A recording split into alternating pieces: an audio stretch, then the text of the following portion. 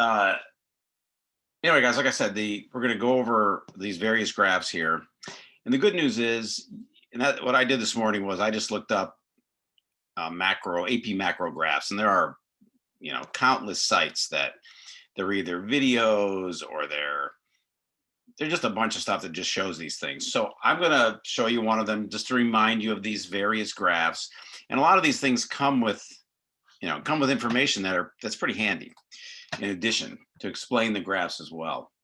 So let me get this one up here. Let's see.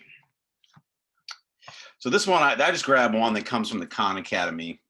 And there are lots of them. I actually think I have some on my website, a video form of this. So there's lots of these things. So anyway, here's one. All right, so it says every graph used in macro. And we've done all of these. This is where I'm going to go over them all. When they say the market model, that's supply and demand curve. Money market graph, aggregate demand, aggregate supply, loanable funds. I'm going to teach you this one today, and that means there's only one left, which we'll do next week. That's all of the graphs for macro. So let's just remind ourselves. I'm going to pop up the production possibilities curve, right? You remember that this graph shows trade-off and opportunity cost. We're only going to produce two goods. So this graph shows scarcity, opportunity cost, efficiency, and what might be able to be gained from trade. There's only going to be two goods. Usually it's going to be a good that's like a consumer good, and the other one's going to be a capital good. That's typically what they do. Those are the two goods. So whatever the two that they pick, right? And the curve itself is usually going to look like this.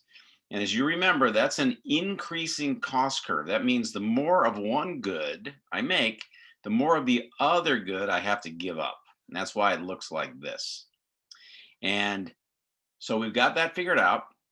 Then there's a few other things about it.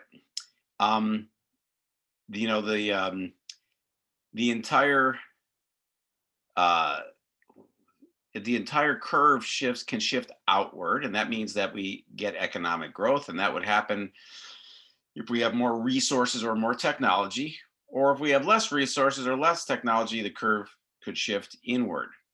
The other thing about it is, if I've got full employment, I'm going to be on the line.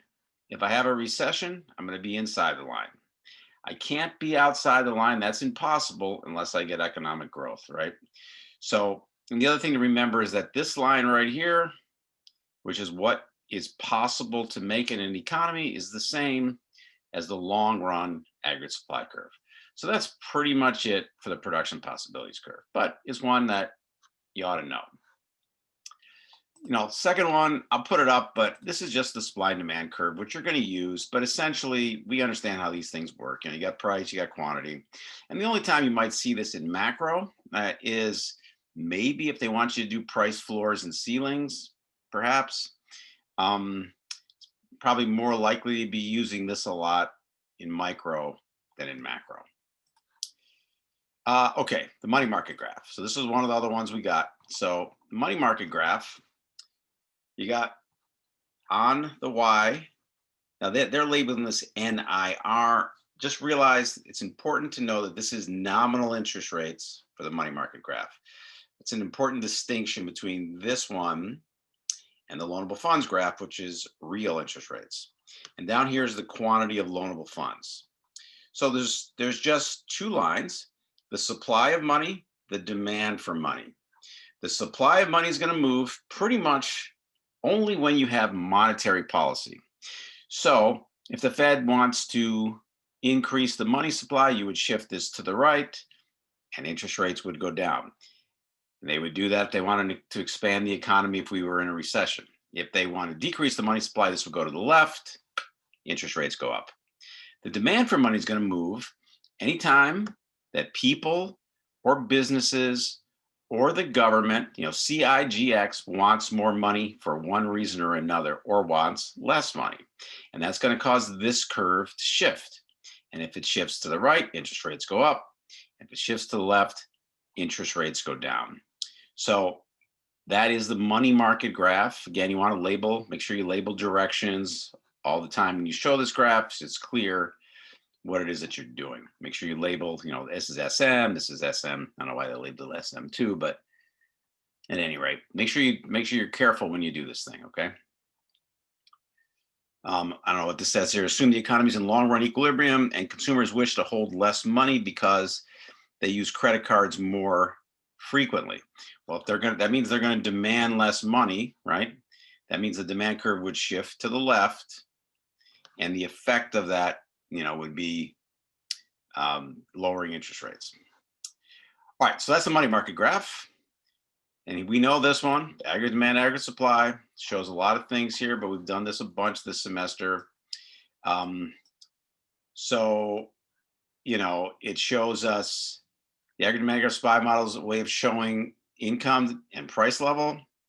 We can use it to illustrate the various phases of the business cycle, and essentially it's going to show us what's the overall price level, which is inflation, and what's GDP, which is the amount of stuff we make, which represents employment. So inflation and employment over here.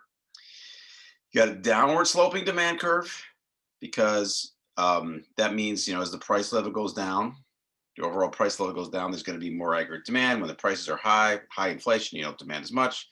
And you got an upward sloping supply curve. And then, as you recall, you've got a long run aggregate supply curve that's vertical. So in this particular case, it's a way to show the recession because the short-term equilibrium is below full employment. So this is how I would show a recession. Still showing a recession here, or this is long run equilibrium when all three are equal.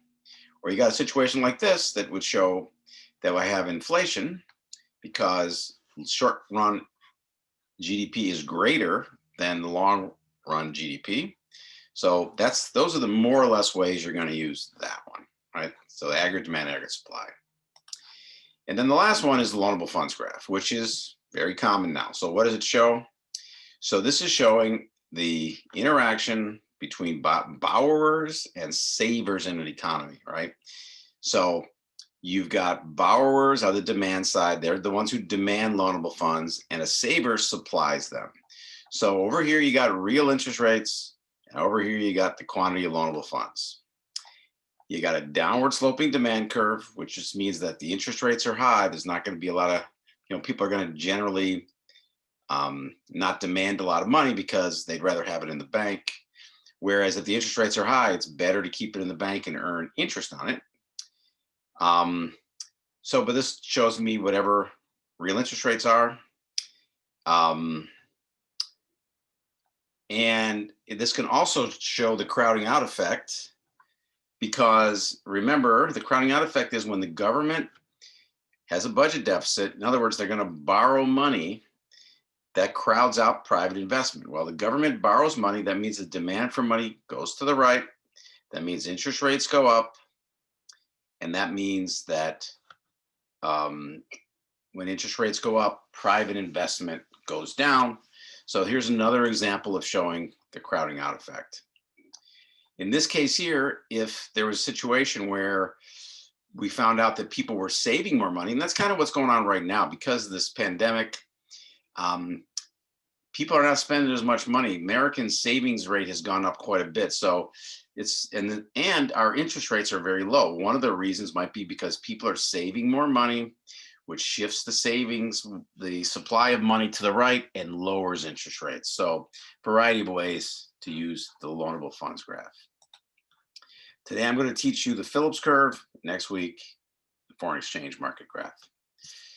So let me just stop right there. Those are the 5 graphs so far that we've already done. But does anybody have any questions about those 5 graphs? The most important ones, they're all pretty important to be honest with you, but the most likely ones you're going to need are aggregate demand, aggregate supply, loanable funds, and those are the main 2 ones right now. Phillips curve is a huge one, which we're going to do today.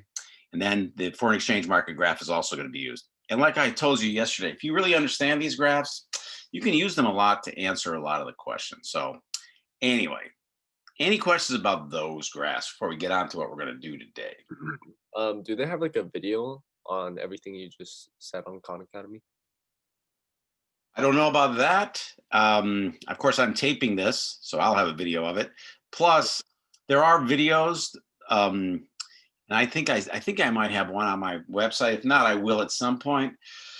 There are videos, like you can look up all the graphs you need to know for macro, and you can find a video that'll go over all the graphs, right? And you can look up the same graph for all the graphs you need to know for micro. I mean, there's a lot of. I didn't look up the video part of it, but I am sure there's tons of videos on these things, just tons. Okay, thank you. Other questions about any of these guys? Okay, so Phillips curve. All right, Phillips curve. So the way to think about the Phillips curve is this: it's really just it's sort of another way to look at the aggregate demand, aggregate supply graph. Okay, so let me go back. Let me think about this for a second. So go ahead right now and just a piece of paper or wherever you've got it, just go ahead and draw. You don't have to have you don't need the long run. Just draw an aggregate demand, aggregate supply graph, short run aggregate supply, aggregate demand, price level, GDP. Just do that.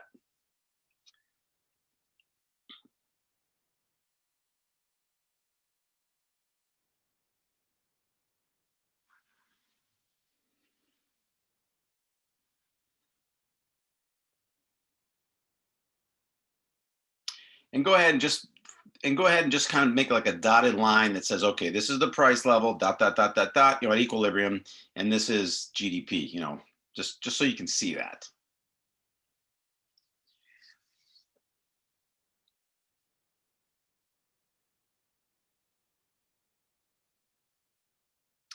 And the other thing I want you to do is where it says price level, just remind yourself that means inflation. So on that side, just make a note that says inflation.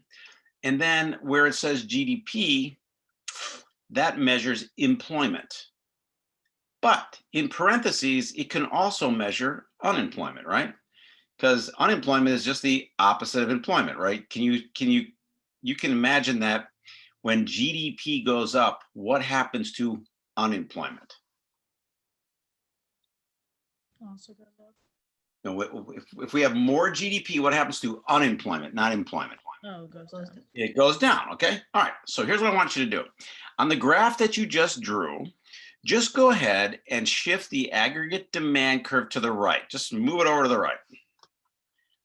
And then tell me what happened to inflation and what happened to unemployment. Not employment, unemployment. Wouldn't inflation increase and unemployment increase also? Now remember, Wow. Okay. I don't want you to, this is what can be confusing about this, because employment would increase, but unemployment would decrease. Right? If we have more GDP, that means we have more employment, which would mean we have less unemployment, right? Yes. No, you understand that, Ambabola? Yeah. Okay, now do the opposite.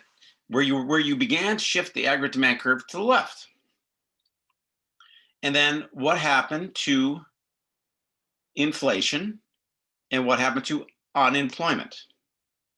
Unemployment went up and inflation went down. Okay, so if I were just to tell you, just tell me the relationship between inflation and unemployment. They're like opposite. They're opposites. Well, that's the Phillips curve, okay? That's the Phillips curve. So I'm going to show, so take a look, guys, at 5.8, and I'm going to put it up for you. Put up 5.8 here. Okay.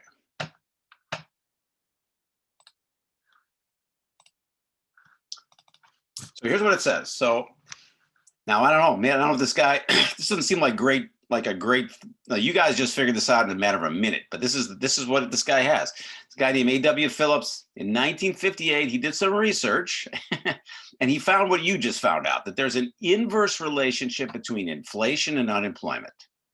In other words, when inflation goes up, unemployment goes down. And when you put that on a graph, that's called the Phillips curve. Very easy. So you'll see it looks like this. Instead of price level over here, it's inflation. Instead of GDP, which would kind of mean employment, this is unemployment. And you could draw it like this, or you could just draw it as a straight downward sloping line. It doesn't matter. It's just to show this inverse relationship between unemployment and inflation. Let me just go back to you for a second. Now, you know that's the case because you just saw it on the other graph. But does it make sense to you why that would be true? Just from a logical point of view, do you follow why that might be the case, that those things, why they would be inversely related to each other?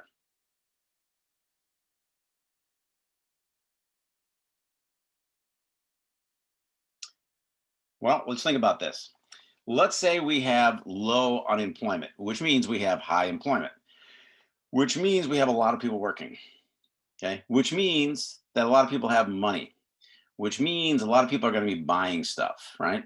So you could imagine when a lot of people are buying stuff, that just like anything else, more people buying something is going to force prices up, right? Doesn't that make sense? And then on the other hand, what would it mean if we had high unemployment? In other words, people don't have a lot of money, so they can't be buying a lot of stuff. What's going to happen to prices then? They're going to go down, right? So that's the concept with this whole thing, okay? So let me go back to our screen here real quick. So it says, like, when they were looking at this back in the 60s, it looks like, you know what? This is how it goes. This seems to make sense. So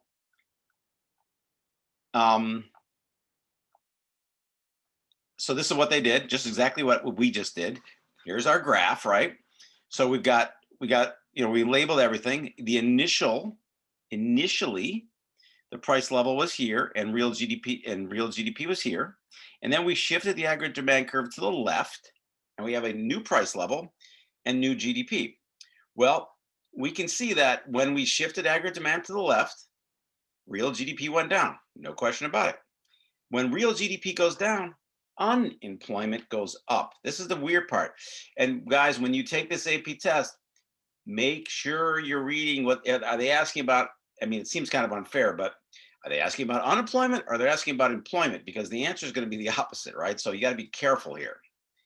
And we also know that the price level went down, right? And when the price level goes down, right? Remember, nominal wages stay the same at this point, as you recall. But because nominal wage, now inflation went down, so that would mean real wages went up, right? Because nominal minus inflation is real. And because we had less inflation, it's going to be an increase in real wages. So now what we're going to do is take all this data and instead put the exact same stuff on a Phillips curve. Okay, well, it's going to look like this. I'm going to plot this line, this, and these two. Well, here's my original point at equilibrium, PL1, and we're going to call this U1, and U1 is going to be the same as Y1, right? We just pick a place, doesn't matter, right here. And then we shifted the curve to the left, right? And when we did, inflation went down and unemployment went up. Okay, well, on this graph, that would be here because this would be less inflation and more unemployment right here. You can see that. And then if we decided to shift the curve to the right, now let's say we shifted it to the right. Well, if we shifted it to the right, that would mean we'd have more inflation and less unemployment. And on that graph, on this graph, it would be here. Inflation went up, unemployment went down. So do you see how these points represent the same as these points? Do you follow that? I'm going to bounce out to you guys real quick because I want to explain something to you. So questions about the connection so far between those two graphs?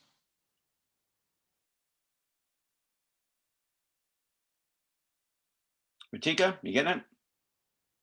All right, here's the rule. Here's the rule. It stands for the short, SRPC stands for the short run Phillips curve.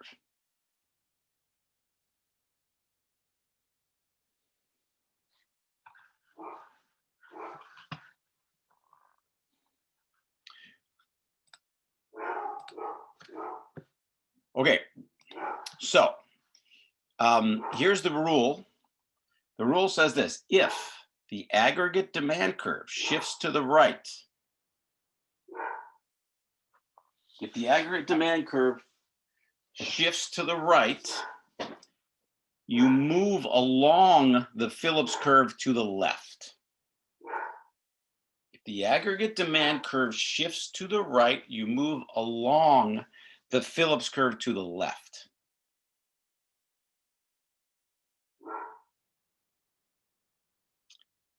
If the aggregate demand curve shifts to the left, you move along the Phillips curve to the right.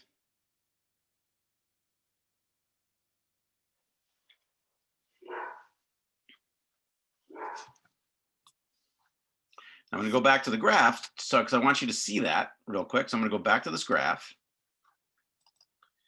So here we are. So we were at. I wish I could put both these up at the same time, but I can't. And you can yourself maybe be looking at.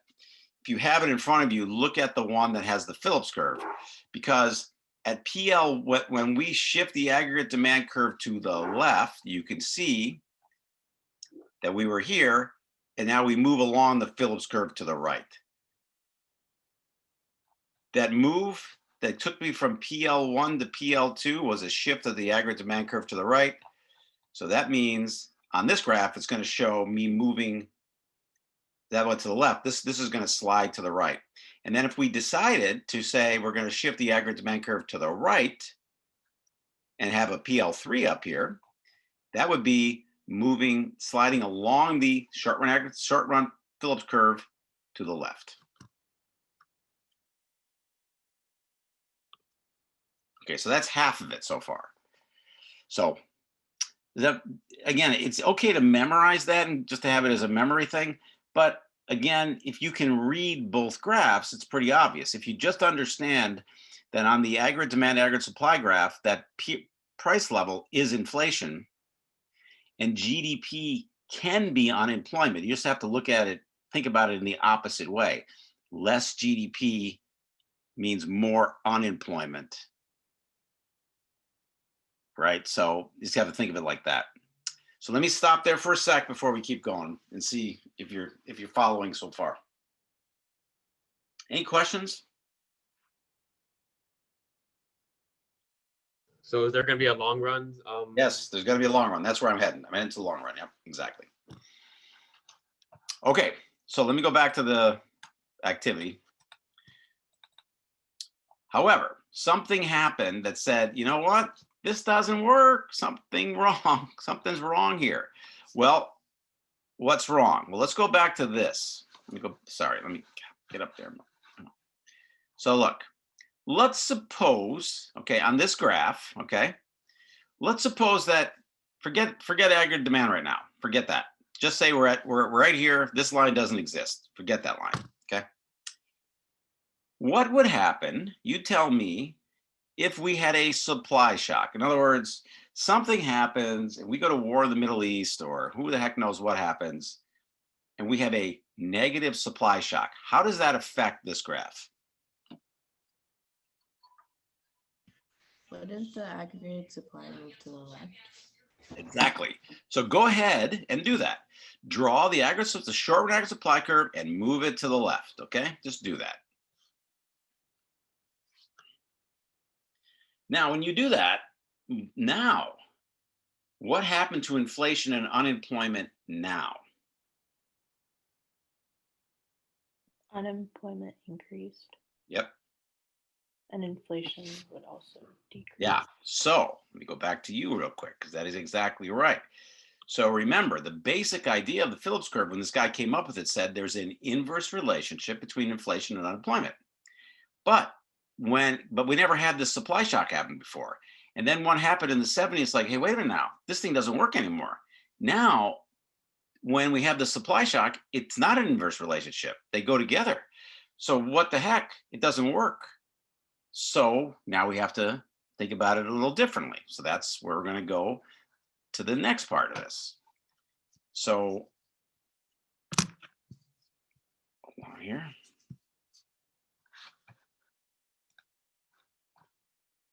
What do you mean by is it linear? What do you mean on bubble?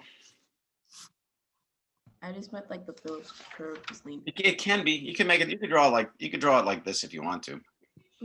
Okay, so let me go back to it. If everybody's together so far. So that's what this one says. It goes, okay.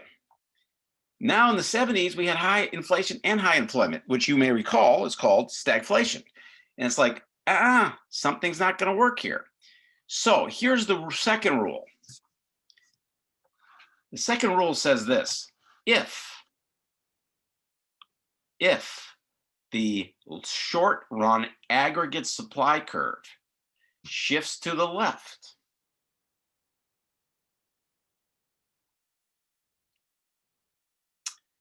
the short run Phillips curve shifts to the right.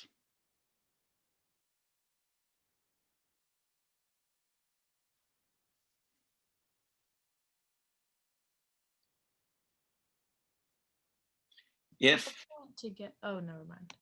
If the short run aggregate supply curve shifts to the right, the short run Phillips curve shifts to the left. So it's the opposite. So you can think of it in a couple ways. The aggregate supply curve, when the short run aggregate supply curve shifts, it shifts the Phillips curve in the opposite direction. When the aggregate demand curve shifts, there's movement along the Phillips curve in the opposite direction.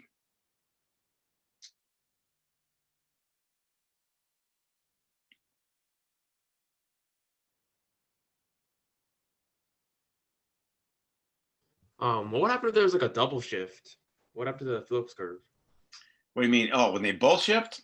Well, Yeah. you would have to move. You'd have to shift it and move along the line at the same time. You know, I'm not going to do that to you, but okay. So let me go back to this. Well, you know what? Let me show you why. Let me show you why this works. So I'm going to try this. It didn't work yesterday, but I'm going to see if it works today. So you tell me. Get this out of the way here. Okay. Can you see that whiteboard right there? Yeah. Yeah. Okay. All right. I'm going to draw some on here. All right. It would have been handy to have this like this all year, but that's the way it goes. All right. So I'm gonna show why this happens between these two graphs, right? So over here, I'm going to draw an aggregate demand, aggregate supply graph. I'm going to call this price level, real GDP, short run, aggregate demand, long run. And over here, I'm going to draw a Phillips curve. I'm going to call this inflation. And I'm going to call this unemployment. I'm going to go like this. I'm going to label this the short run Phillips curve. Okay. I'm going to start like that.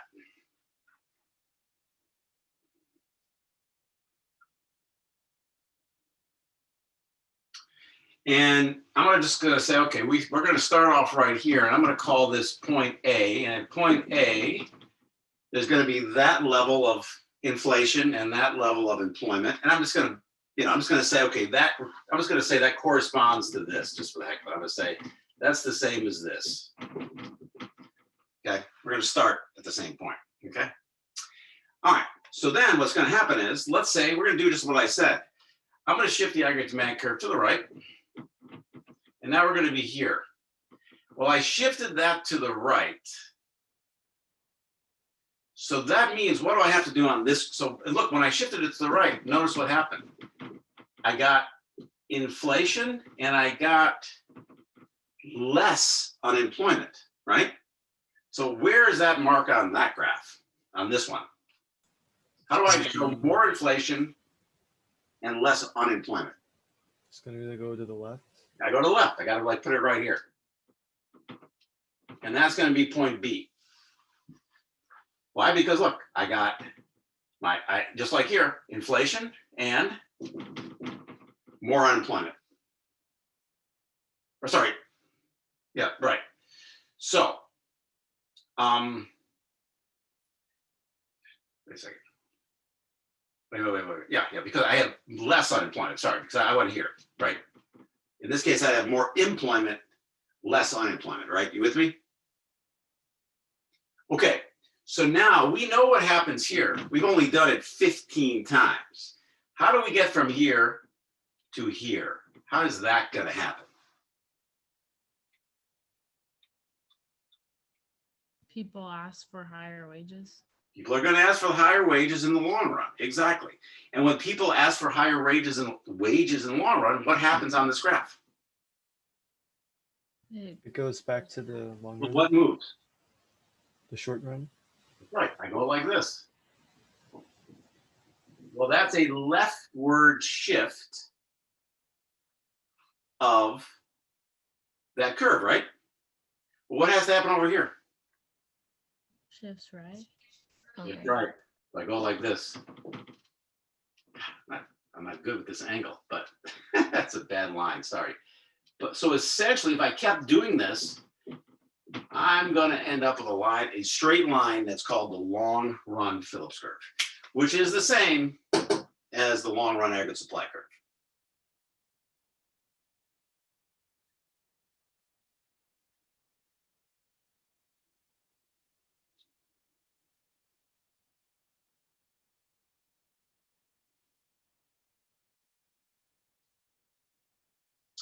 Now, what happens if this happens?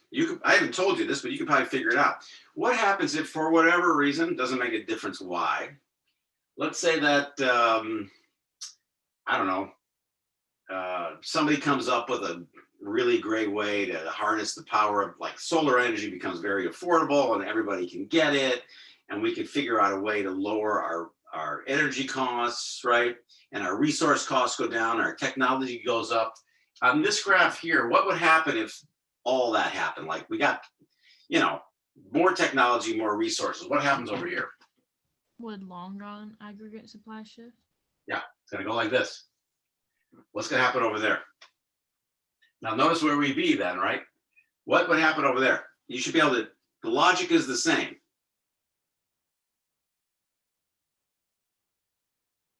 Just to the left. Shifts to the left. That's right. So if the long run aggregate supply curve shifts to the right, the long run Phillips curve shifts to the left. That's correct.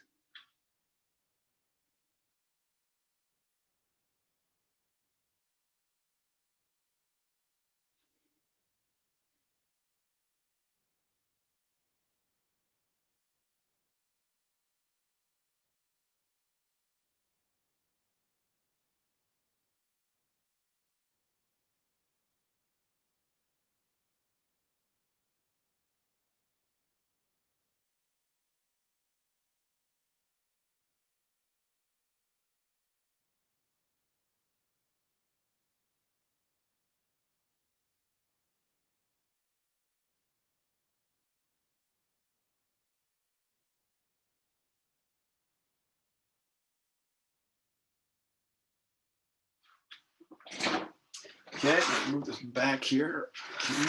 Okay.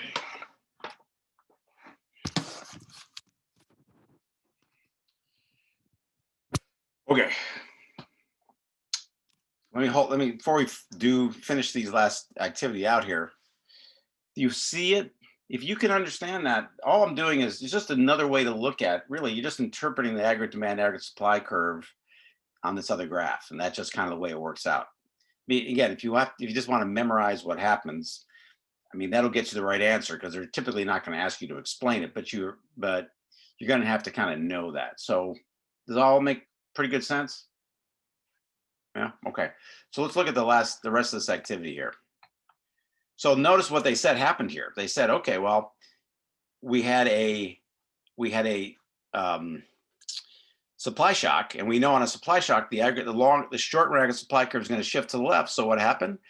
Boom, the short run Phillips curve shifted to the right. That's how they were able to then fix this issue. So here we go again, same idea. This is like, okay, what happens if you got increase in oil prices? Well, that's going to shift the short run curve to the left, which means GDP is going to go down. And when GDP goes down, employment goes up, the price level is going to go up, right? So now when I'm here, now that I'm here, nominal wages minus inflation is real wages. So since we had inflation, my real wages are going to go down because my nominal wages don't change in the short run. Okay, so that's what would happen. And then they go, okay, and then what they asked is, just to go back to that other graph and figure it out. But go ahead, but we don't need to do that. All right, that's the short run. All right, now the long run, right? So the short run is drawn for whatever the expected rate of inflation is and the expected, remember the natural rate of unemployment is full employment. It means the same thing. So if inflation expectations change, in other words, we get inflation, that's going to shift the short run Phillips curve. People base their inflationary expectations on information and personal experience. So in reality, there might be some differences between what you think is going to happen with inflation and what actually happens. So in other words, if the economy is experiencing 2% of inflation, that's very low. And then all of a sudden there's going to be rising energy costs. Well, rising energy costs is going to shift the short run aggregate supply curve to the left. So the short run Phillips curve shifts to the right.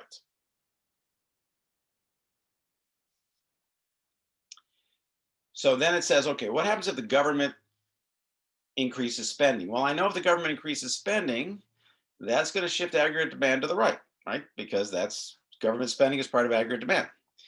Now, if the Fed says, you know what, we're going to jump in. Remember, guys, that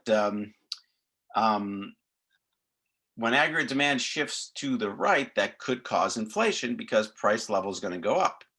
But then if people said, well, I think the Fed is going to jump in and try to keep inflation down by increasing the money supply, right?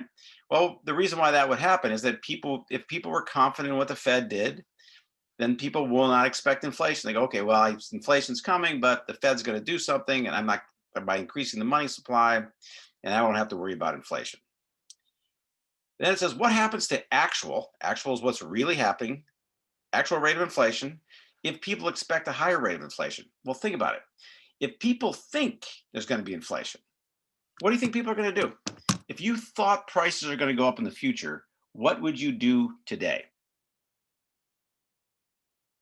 Save more money? Well, would you save more money? Because what happens if you put money in the bank and there's inflation? What happens to the value of your money? It doesn't go up, so same. It's going to go down. So what would you do if you thought, whatever, let's suppose you wanted to buy a house, or you wanted to buy a car, you wanted to buy a clothes, or whatever you wanted to buy, and you thought prices are going up in the future, what would you do? Invest. Well, okay. So that was that? Say it. Michael, I think, said it. Well, what you would do is you'd buy now, right? I'm not going to wait. If I want this thing now, I better buy it now because the prices are going up. Well, what happens when people do that? It's just going to cause inflation, right?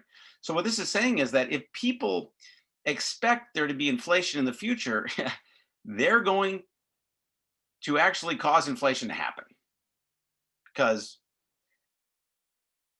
it's a self-fulfilling prophecy. Because it's happening, I better start buying now. There's no reason to save because my money's going to be worth less, right? And in a way, guys, that's how you get that's kind of how you got hyperinflation in the first place. When everybody starts worrying about the money being worth nothing, they're going to start spending like crazy. This could lead to ultimately in some places have led to a really bad situation. So at any rate, the long run Phillips curve. There's a few terminologies you should just be aware of, and they all kind of mean the same thing. For one thing, remember the long run Phillips curve and the long run aggregate supply curve are essentially kind of the same thing, right? And they're going to occur, that straight line is going to intersect with the horizontal line at full employment. Another name for full employment is this, I don't know if you'll see this term, the NAIRU, which stands for the non-accelerating inflation rate of employment. And it also is the natural state of employment, rate of employment. So all three of those things mean full employment. All those things, just different terminology. So if the long run Phillips curve is vertical, right? So you can see that in this case here, it says, hold on a second, it's vertical, there's no policy that can maintain it. Okay, so we start off, we draw the line, and then it says, okay, if the long run Phillips curves, what's the trade-off right here between inflation and unemployment? Well, there is no trade-off. There's no connection whatsoever. And then it says, what would happen if on the long run aggregate supply curve, if the natural rate of employment decreases? So in other words, we have less unemployment, which would mean on the long run aggregate supply curve, it would shift to the right. Well, that would mean that you would shift the long run Phillips curve to the left, and that's where they're getting at right there. Okay. Okay, that's all we really need to do with that. All right, let me go back to you. Now that's, it's kind of tricky, I think, but that's all there is to it. I mean, when we do the last one, the foreign exchange market graph, it's easier. This is kind of a tricky one, maybe the trickiest one. So just think on it for a second and tell me if you have any questions about it. Short run, long run Phillips curve.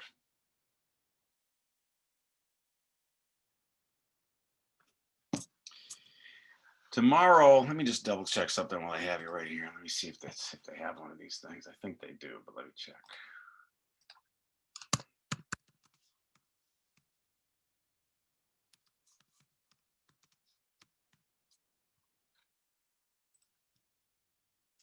Yeah, so all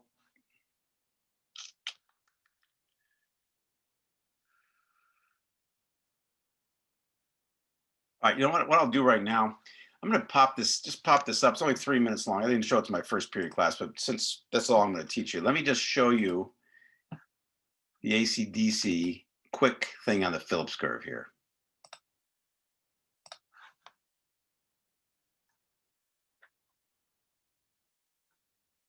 Hey, how you doing, Econ students? This is Mr. Clifford. Welcome to AC/DC Econ. Right now, we're going to do a quick review of the Phillips curve.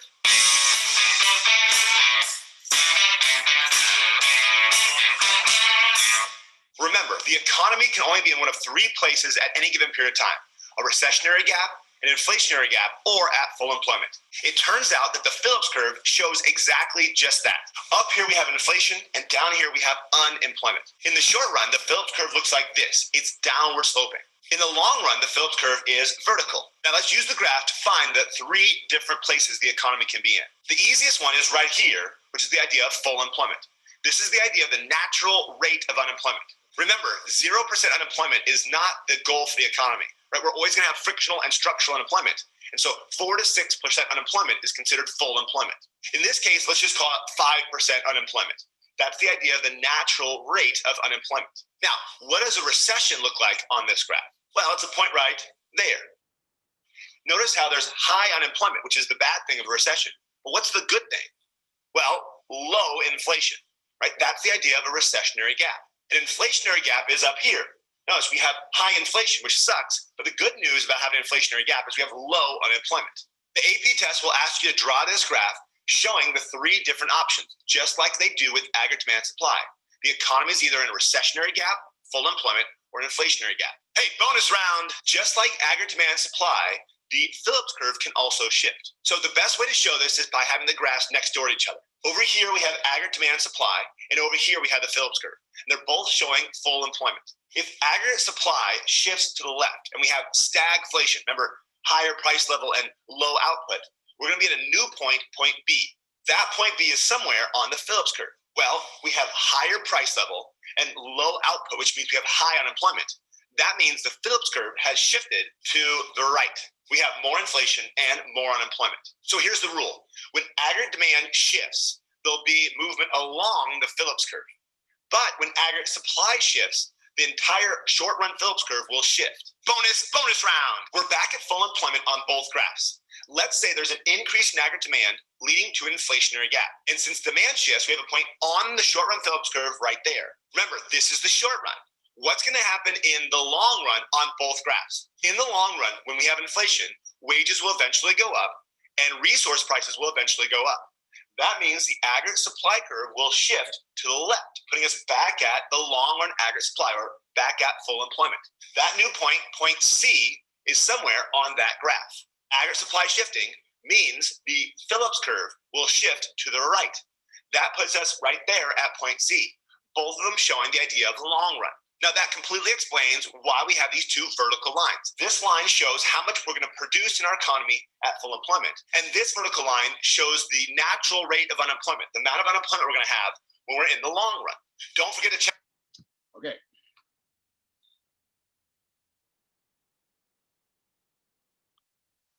Okay, so questions. Make sense? Kind of get it?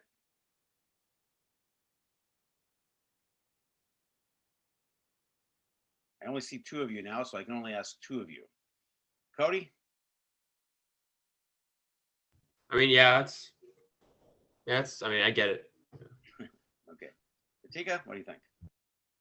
Yeah, I think I got it. Follow it? Yeah. Samantha?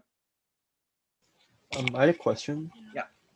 So he said something in the video like, if you move the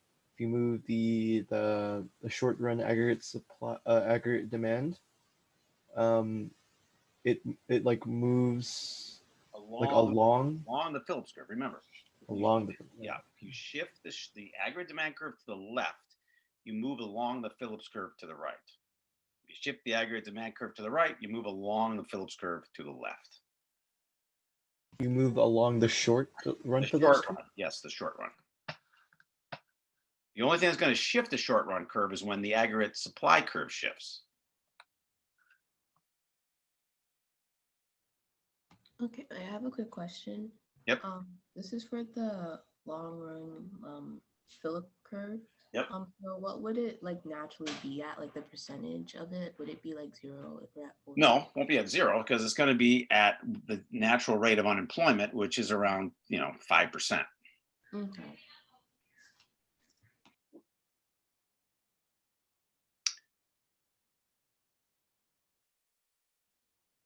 So Samantha, yeah, you're good with this? Yeah, I think so. Okay. Now, and some of you think I may be making this trickier than it is. So maybe to you, it's like, yeah, it's pretty obvious. Yeah, I mean, it is pretty obvious. If you can understand the relationship between these two graphs, it is pretty obvious, but it's kind of, it's a little bit different than what we've done before because of some other things. But yeah, if this is no big deal to you, awesome. Shouldn't be. Okay. All right. So what I will do, as always, I'm going to shut off the recording.